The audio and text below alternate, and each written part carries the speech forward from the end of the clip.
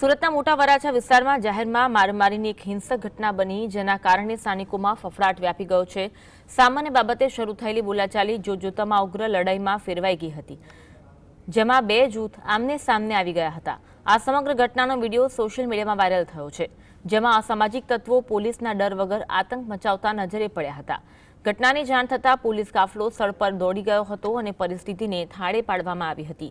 જોકે જાહેરમાં થતી આવી મારામારીની ઘટનાઓએ પોલીસની કામગીરી સામે અનેક સવાલો ઉભા કર્યા છે। હાલ પોલીસે વિડીયોના આધારે તપાસ હાથ ધરી છે। જાહેરમાં બે જૂથો આમને સામને આવી ગયા હતા અને જોતજોતામાં લડાઈ છે તે મારામારીમાં પરિણમી હતી, ત્યારે પોલીસનો કાફલો ઘટના સ્થળે પહોંચ્યો હતો અને સમગ્ર મામલો થાળે પાડવામાં આવ્યો હતો।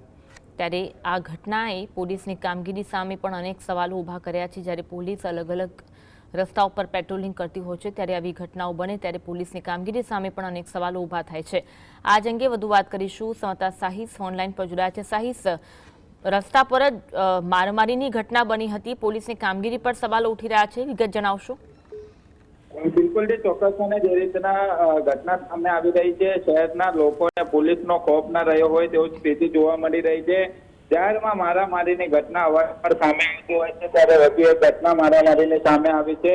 મોટા વરાછા વિસ્તારની અંદર કોઈ બાબતના લઈ આમને સામને મારામારીની ઘટના સામે આવી હતી।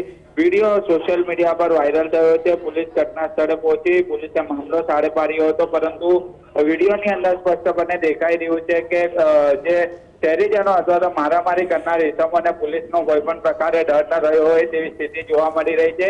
એકબીજાને લાકડાના ફટકા વડે મારવામાં આવી રહ્યો હોય તેવી સ્થિતિ હાલ જોવા મળી રહી છે। જી, આભાર માહિતી આપવા માટે।